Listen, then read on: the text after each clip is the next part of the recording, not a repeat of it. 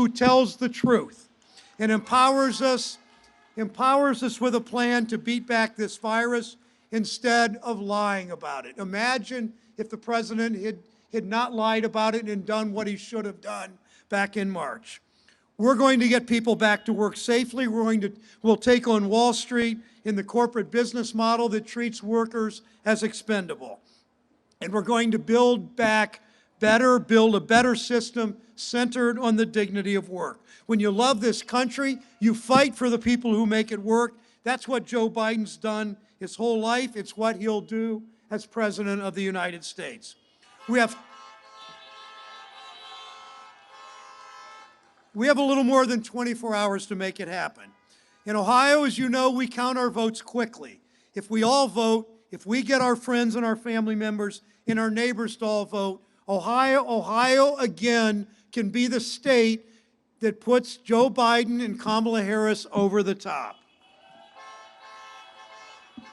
So if you haven't yet, vote, obviously, but don't stop there. Each of you today, after this rally, find 5 people that don't care as much as you do, maybe, 5 people that aren't the activists you are. Find 5 people and make sure you talk to them about their plan to vote and make sure they vote.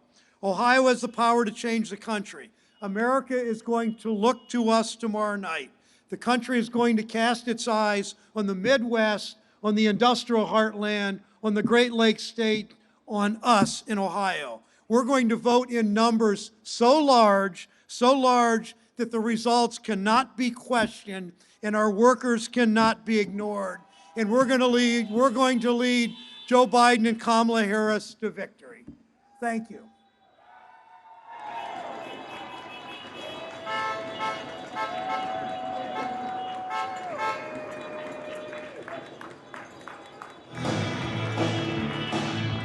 Come from the cities and come from the smaller towns. We have ties and drummers go.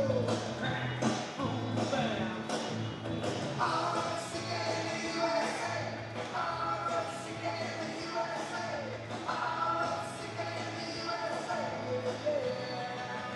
Rock in the USA.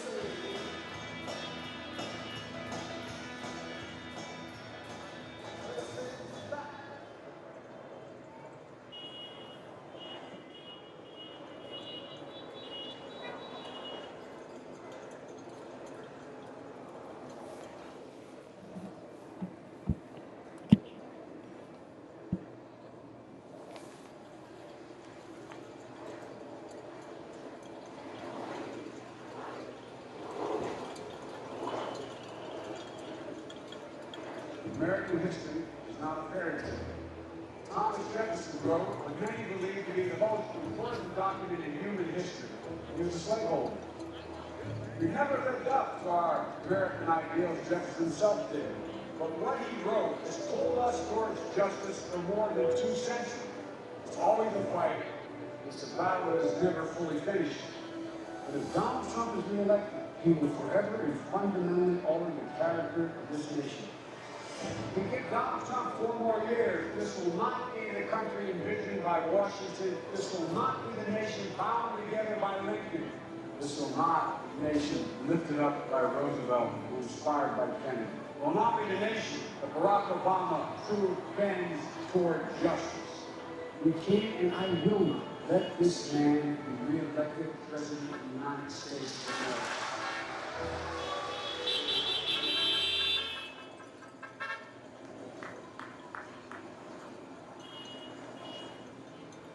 My stutter always used to hold me back, but that changed when I met Joe Biden.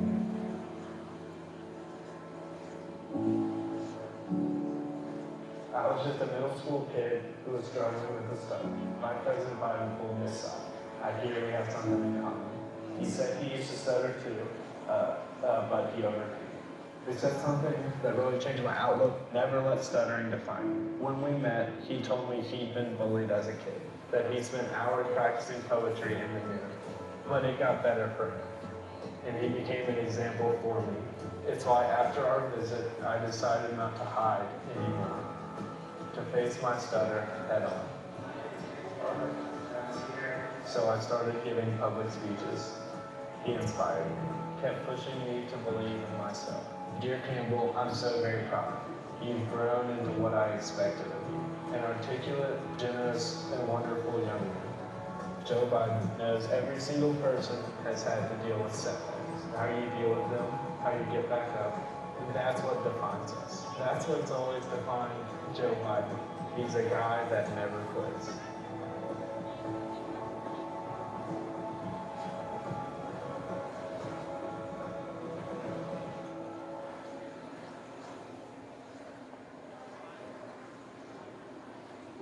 When it comes down to it, we all know that we're connected by much more than divides us.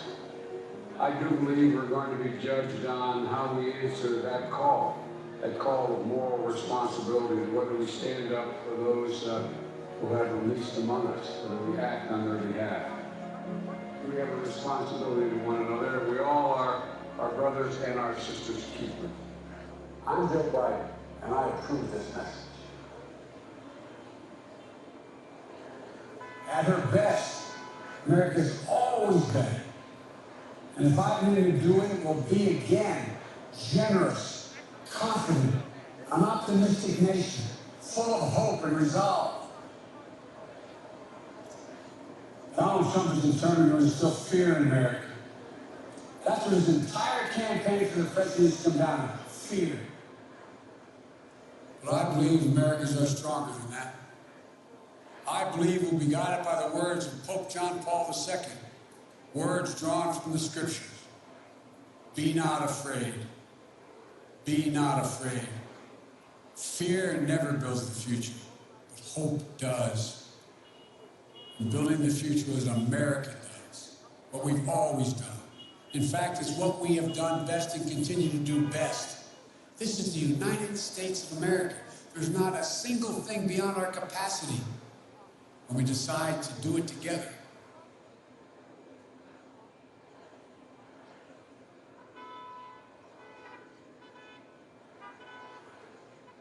Obamacare.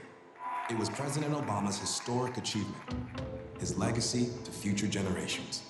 Donald Trump and even some Democrats want to get rid of it. Joe Biden will never let that happen. It has done too much good, changed too many lives, and provided too many people the peace of mind to do anything but defend it. Maybe others want to destroy Obama's legacy. Joe Biden will build on it. I'm Joe Biden, and I approve this message. He started as a public defender, ran for county council to fight discrimination, championed civil rights and voting rights as a U.S. Senator, and for 8 years served by President Obama's side, helping make historic change. Donald Trump is tearing our country apart. We need someone who spent his life fighting for what's right, who will beat Donald Trump and restore the soul of this nation.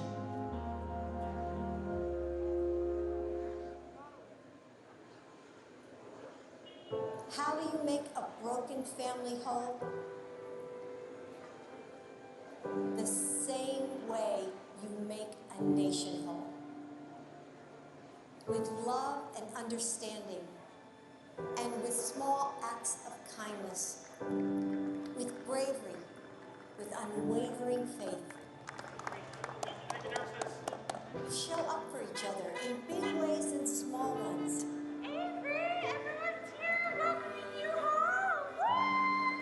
We're coming together and holding on to each other. We're finding mercy and grace in the moments we might have once taken for granted. We have shown that the heart of this nation still beats with kindness and courage. That's the soul of America Joe Biden is fighting for now.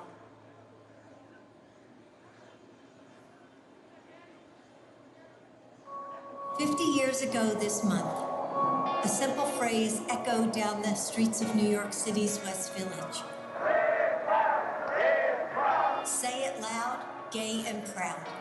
The people who marched that day were demanding something simple yet transformative: dignity, self-worth, the chance to live without secrecy, The strength of the LGBTQ community has always been its ability to find hope in spite of setbacks.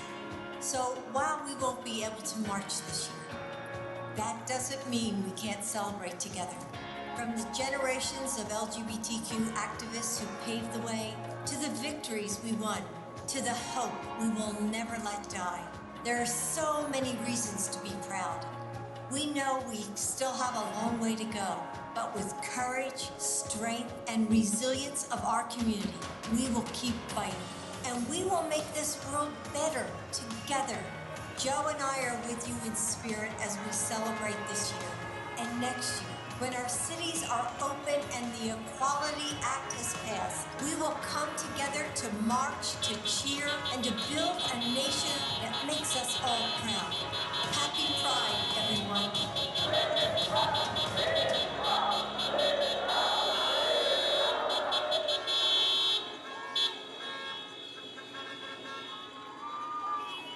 Faith is what has gotten me through difficult times in my life. When I lost my wife and daughter, when my son had stage 4 glioblastoma, it was a matter of months. Personally for me, faith is all about hope and purpose and strength. And for me, my religion is just an enormous sense of solace. I go to Mass and I say the Rosary. I find it to be incredibly comforting. Kierkegaard said, faith sees best in the dark. Think of all the people you know who are going through horrible things and they get up every morning and they put one foot in front of the other. I marvel at people who absorb hurt and just get back up. And I'm absolutely, thoroughly convinced and optimistic about the prospects of this country. No, I really mean it. There is nothing you can't do.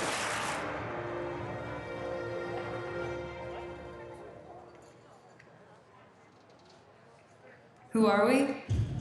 We are the ones who step up for each other. I've got your back, you've got mine. Kindness, humility, empathy. It's not just talk, it's who we are. It's who we always have been. And no one can take that from us.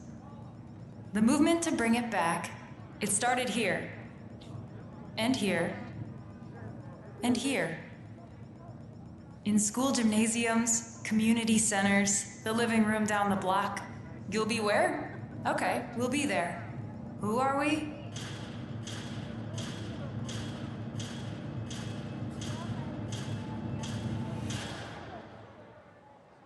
We're the movement that will beat Donald Trump.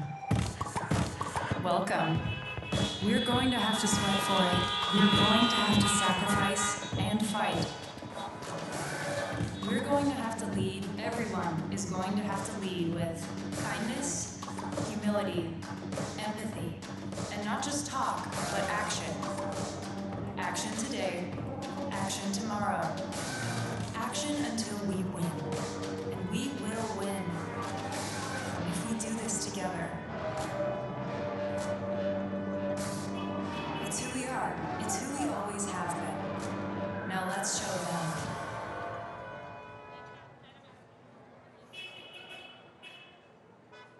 As a reminder, today's event has been set up to adhere to social distancing guidelines as outlined by health experts in the state of Ohio. Thank you for being here.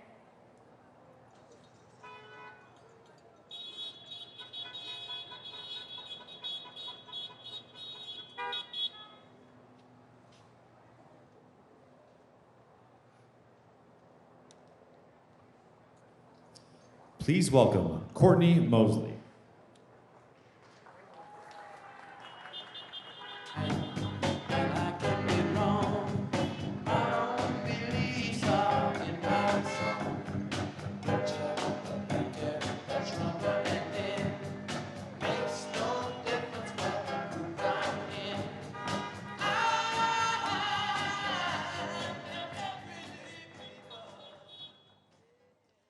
Good morning, everyone.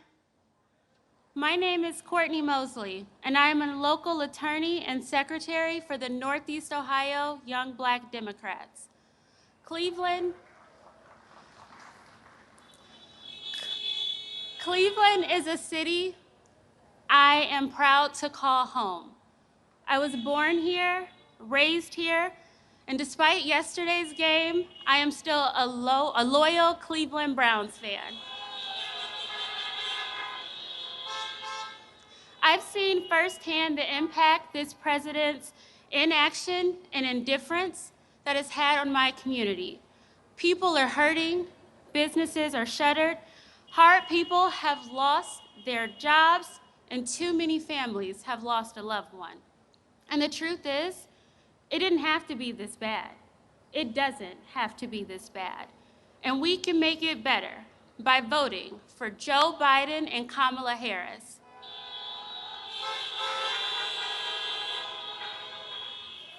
With so much on the ballot, the stakes in this election couldn't be any higher.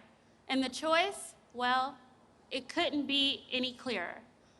Joe Biden understands the issues we face and will provide the strong leadership and unity we need to move our country forward. I'm voting for Joe and Kamala because I know they've got my back. They see me and they'll fight for me. They have a plan to get this virus under control, to get our economy back on track, and to build Ohio better than it was before. For healthcare, for jobs, for justice, for education, and for a clearer, brighter future, the choice is clear. We need Joe Biden and Kamala Harris's leadership in the White House.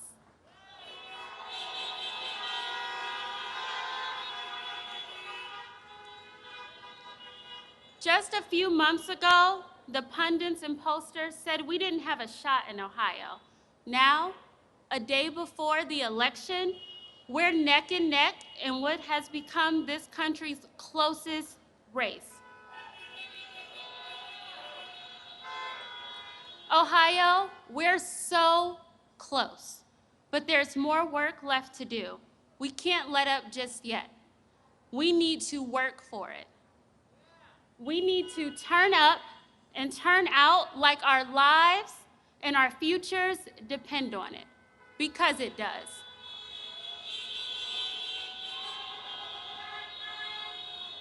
If you have a ballot, turn it in. If you haven't voted, make a plan. If you haven't reached out to friends and family, do it now. We don't want to wake up on November 4th wondering if we did enough. It is up to us to bring this home for Joe and for Kamala.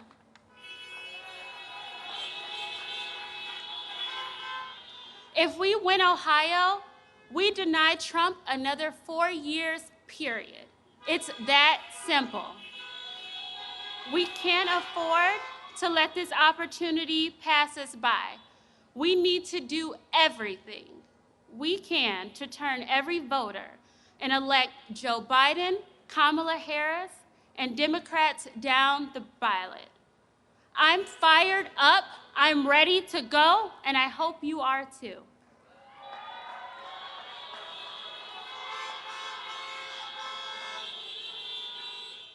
And with that, it gives me great honor to introduce the next president of the United States, Joe Biden.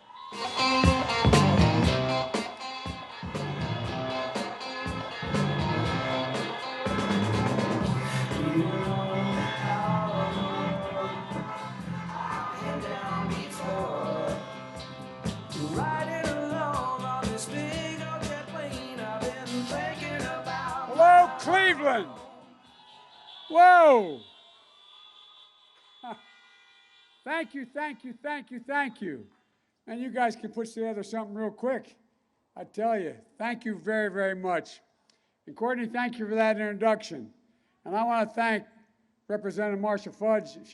We've been hanging out in the back here in the tent, along with Marcy Captor's out there, and I guess Joyce is out here, Joyce Beatty, I can't see you. Oh, there you are, okay, I see you guys. And by the way, I want you all to meet, I got 4 of my grandchildren with me today. All my grandkids, stand up, stand up.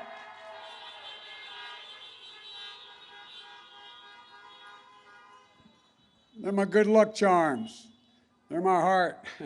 and Marcy and Joyce and Tim Ryan. Tim, are you over there too? Hey, Tim. Tim, you've been so great the whole campaign. Thank you very, very, very much. And, you know, he's as tough as nails. They're all incredible leaders, and we need to send them back to Congress, every single one of them. Folks, I want to thank my buddy Sherrod Brown. No one fights harder for the dignity of working people than Sherrod does. And Sherrod won re-election in 2018 about the same margin that Trump did. And so when Sheriff tells me to come to Ohio the day before, I come to Ohio. That's what I do. Because he and I have something in common. We married way up. He married a Pulitzer Prize winner. I married a professor.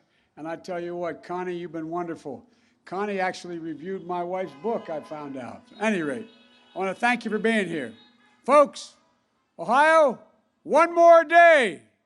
One more day. Tomorrow we have an opportunity to put an end to a presidency that's divided this nation. Tomorrow, we can put an end to a president that has failed to protect this nation. And tomorrow, we can put an end to a president that has fanned the flames of hate all across this country. Millions of Americans have already voted. Almost 100 million have voted so far. 100 million voted already. And more are going to vote today. And my message is simple. The power to change the country is in your hands. I don't care how much Donald Trump tries. There's nothing he's going to do to stop the people in this nation from voting. Folks, he hadn't figured it out. Presidents don't determine who gets to vote. Voters determine who's going to be the president. And when American votes, America will be heard. And when America's heard, I believe the message is going to be loud and clear. It's time for Donald Trump to pack his bags and go home. We're done. We're done with the chaos. We're done with the tweets, the anger, the hate, the failure, the irresponsibility. We've got a whole lot of work to do. And if I'm elected your president, I'm going to act, and I'm going to act on day one. Folks, we're going to act to get this COVID under control. On day one of my presidency, we're going to put into action a plan that I've been talking about for months and he's been paying no attention to. Masking, social distancing, testing, tracing. A plan for a fair and full and free distribution of therapeutics and vaccines when we get one. Imagine where we'd be had this president from the beginning just wore a mask instead of mocked wearing a mask. I can tell you this, we wouldn't have 9 million confirmed COVID cases in this nation. We wouldn't have over 230,000 deaths. We wouldn't be seeing those new record numbers of cases we're seeing every single day right now. Nearly 100,000 cases in one day, just 2 days ago. 100,000 new cases. We wouldn't be facing another 200,000 projected deaths in the next few months. This president knew last January the virus was deadly, but he hid it from the American people. He knew it was worse than the flu. He lied to the American people. He knew it wasn't going to disappear, but he kept telling us a miracle was coming. And just Friday, he had the gall.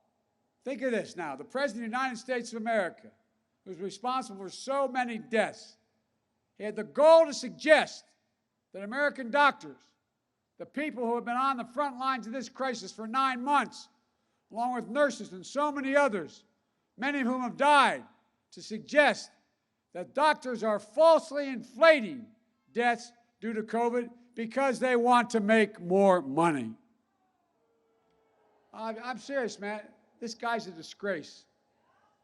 The people of this nation have suffered. They've sacrificed for 9 months, none more than those doctors and nurses and those healthcare workers.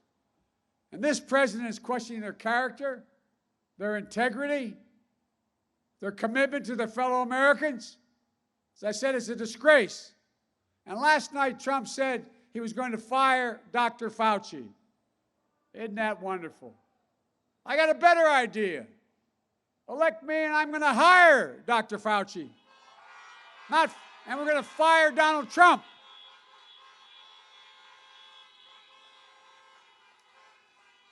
Donald Trump waved the white flag of surrender to this virus.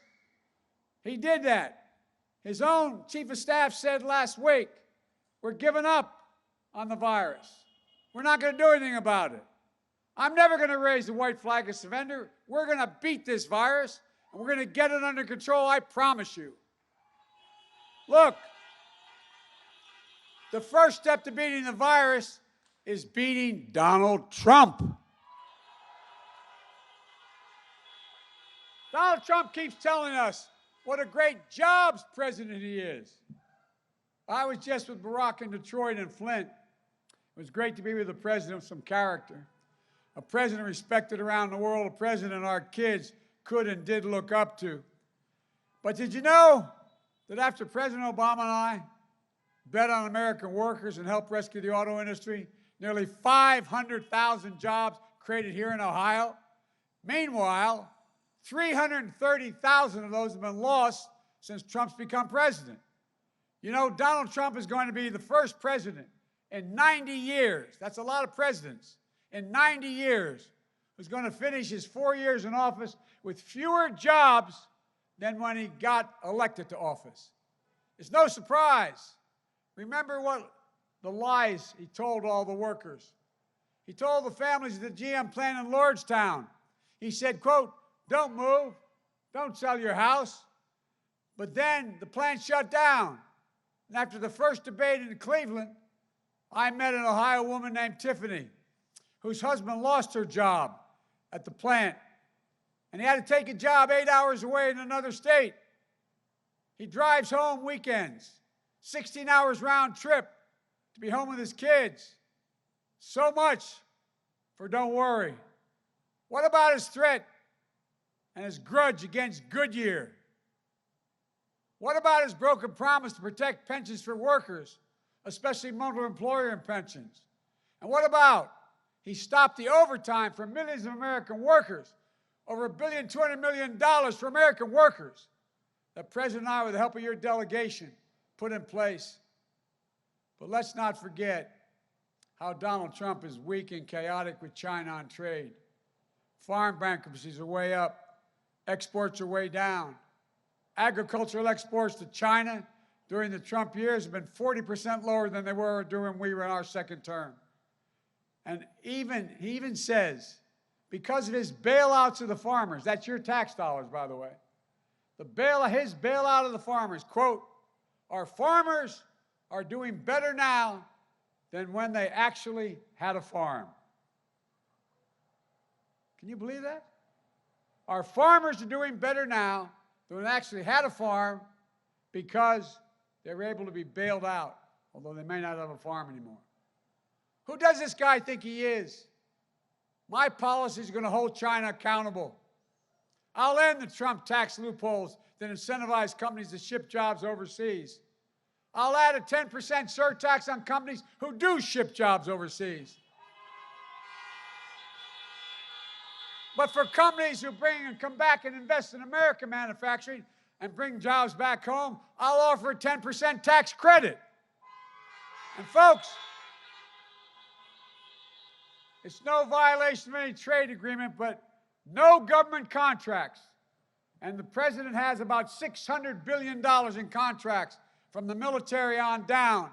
No government contract will be given to a company that isn't have all the products, including the supply line, all products made in America, every product.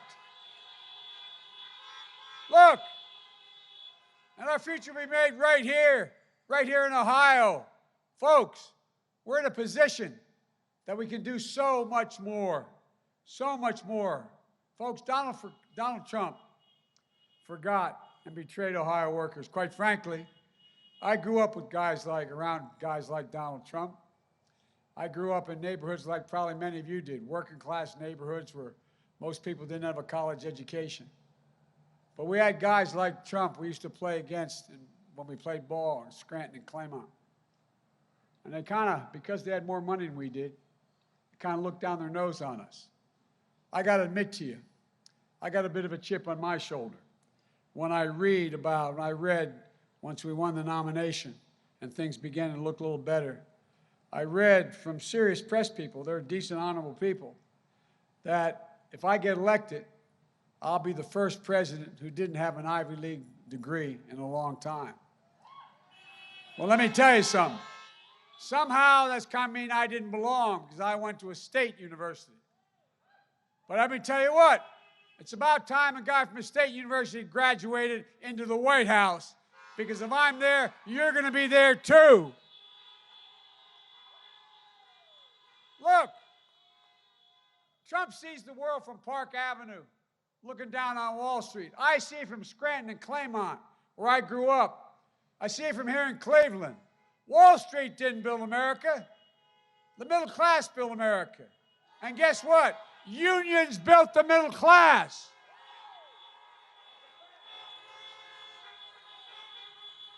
I think it's long past time we start rewarding work, not wealth in this country. Under my plan, if you make less than $400,000, you won't pay a single penny more in taxes. You have my word on it. But I tell you what, the wealthiest among us, big corporations, 91 of which don't pay any tax, that paid zero federal income tax, they're going to start paying their fair share. Why? This is literature. Why should a firefighter, an educator, a cop, why should a welder, why should a steel worker pay at a higher tax rate than the super wealthy? It's not right. Why should you pay more taxes than Donald Trump, for God's sake? Look, I released 22 years of my tax returns. You can look them up online. Donald Trump didn't release any. I wonder what the hell he's hiding. I wonder why he won't let anybody know what his tax returns are. Who's he owe the money to? This is the guy, by the way, we found out recently, has a secret bank account in China. Paid 50 times more tax in Beijing than he did in the United States. And overall, the one income tax the New York Times got, he paid $750 in federal taxes. How about you? And when he was asked how he could pay so little, remember what he said? He said, because I'm smart. I know how to game the system. Isn't that the kind of guy you want as president? That can game the system, be a billionaire and pay $750 in taxes, while you all break your necks, and pay a fair share. We're going to act to protect health care, by the way. Trump and Republicans just jammed through a new Supreme Court nomination for one basic reason. Within a week after the election, they're going to be before the Supreme Court, and this new nominee is going to be on the court. And it's all about destroying the Affordable Care Act, getting rid of it completely. They've been trying to do it now for 9 years. If they get their way, 100 million Americans will lose protections for pre-existing conditions, including nearly 5 million folks here in Ohio. Look, Donald Trump doesn't understand health care. He thinks it's a privilege. I think health care is a right.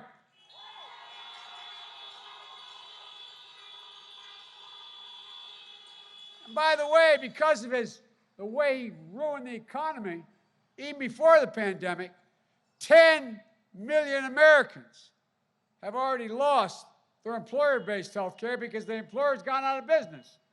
Now he wants to go after the 22 million who have health care only because of the Affordable Care Act. I'll not only restore the Affordable Care Act, I'll build on it.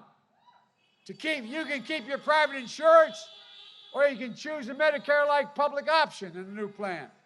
I'm going to increase subsidies and lower premiums and deductibles, out-of-pocket expenses, and surprise billings. We're going to reduce drug costs by 60% by allowing Medicare to negotiate drug prices for all of us. Folks, it's going to cost more money, but guess how I'm going to pay for it? Trump's going to start paying some taxes.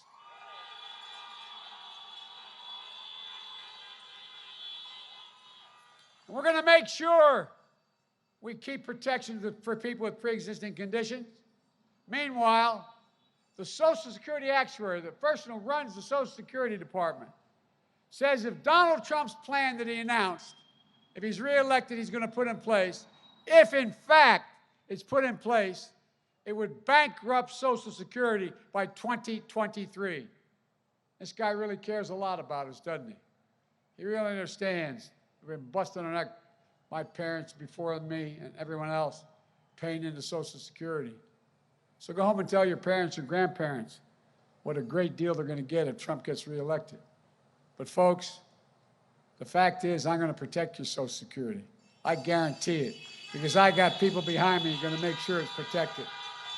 We're going to protect Social Security, and we're going to have a situation where, guess what? We have a majority in the United States Senate.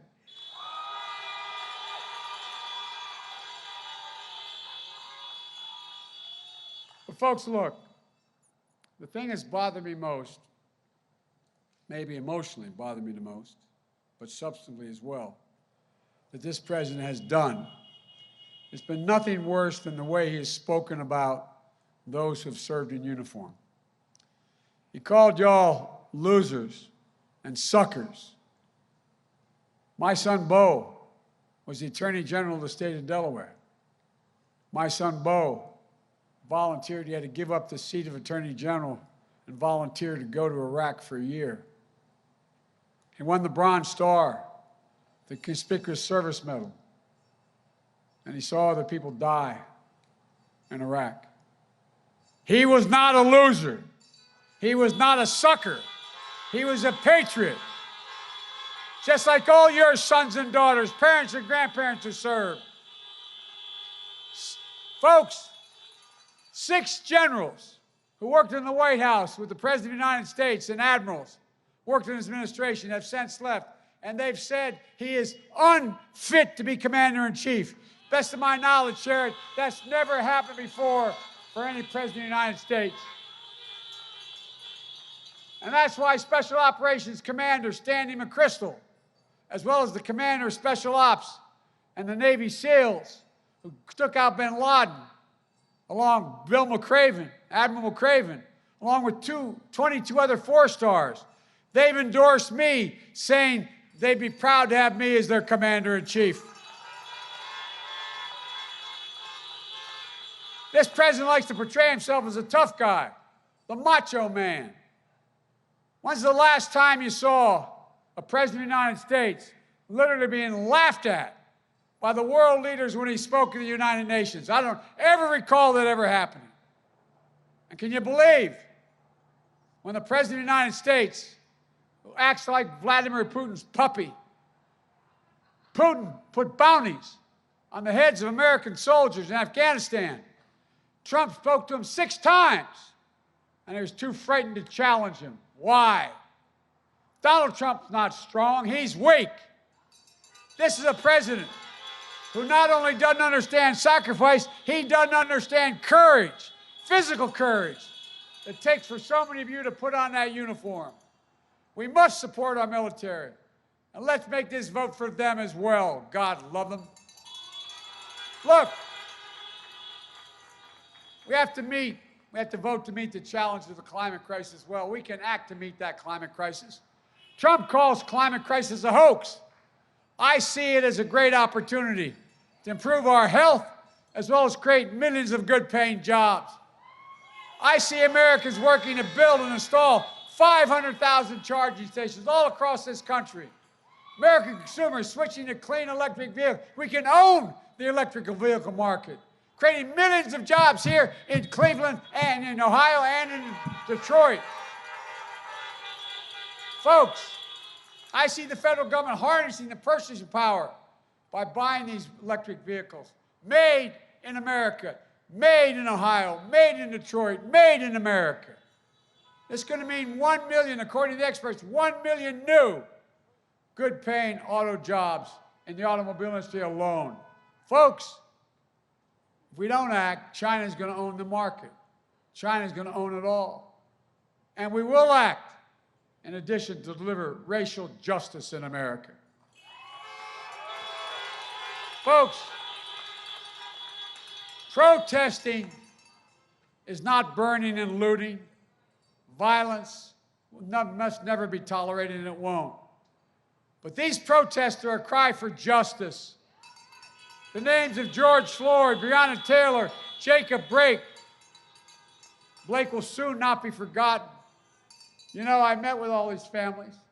When I met with Floyd's little girl, I think she was 6 years old, I knelt down to say her, to be at eye level with her. And she looked at me and she said, swear to God, said, Mr. Vice President, my daddy is going to change in the world. My daddy's going to change the world. Folks, I'm not going to forget, you're not going to forget, and this country's not going to forget. This is going to inspire a new wave of justice in America. But guess what? Because we have the X generation, the Z generation, that in fact is the most open, least prejudiced, best educated generation in American history. They're already moving. They're already insisting on justice. They know who we are. A new wave of justice in America, but also true justice isn't just about how they deal with police. It's about jobs. It's about building wealth. It's about families. It's about education. It's about opportunity. It's about being able to make a decent living. Nobody should have to work 2 jobs to stay out of poverty. That's why, honk if you agree with me that a $15 minimum wage is just necessary nationwide. Honk. Honk if you think assistance for a down payment for a real shot at home ownership should be coming forward with me with $15,000 for first-time homeowners. To start a small business, send a child to college debt-free. Folks, Ohio, in 2008 and 2012, you placed your trust in me and Barack. In 2020, I'm asking you to trust me again. I'm proud of the coalition this campaign has built to welcome Democrats, Republicans, and independents. I'm running as a proud Democrat, but I'll govern as an American president.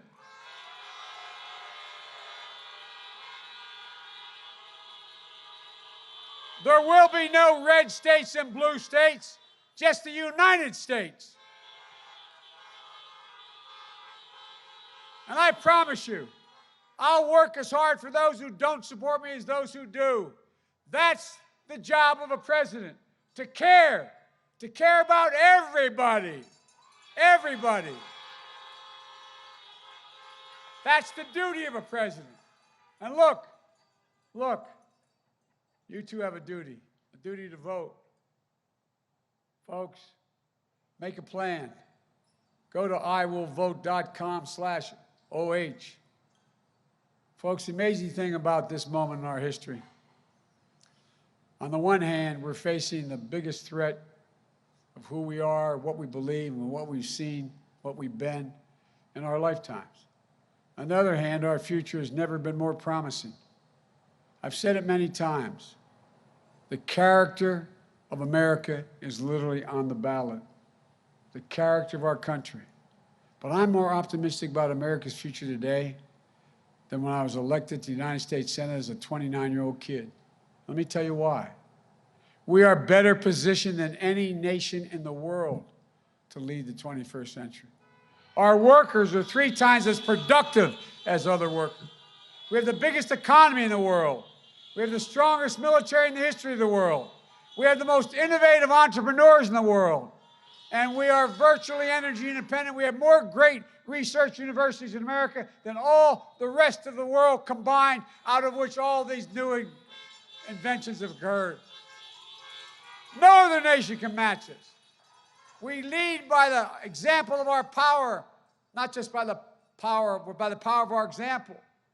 The only thing that can tear America apart is America itself.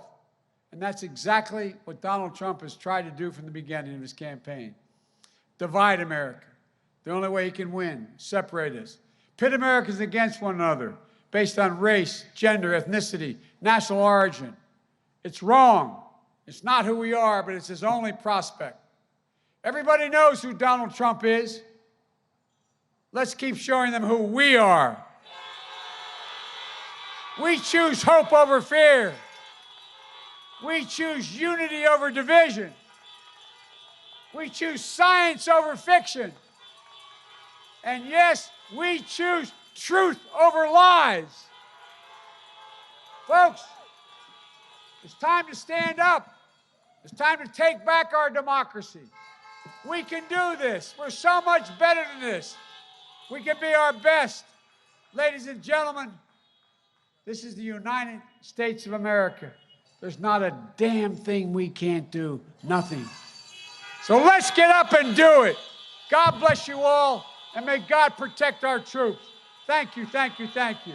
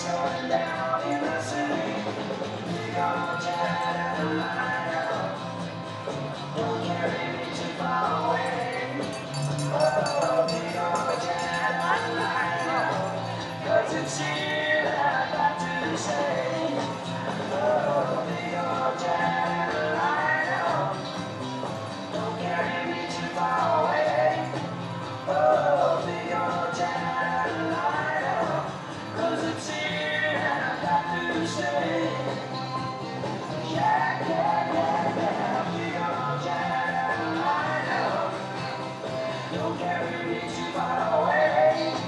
Whoa.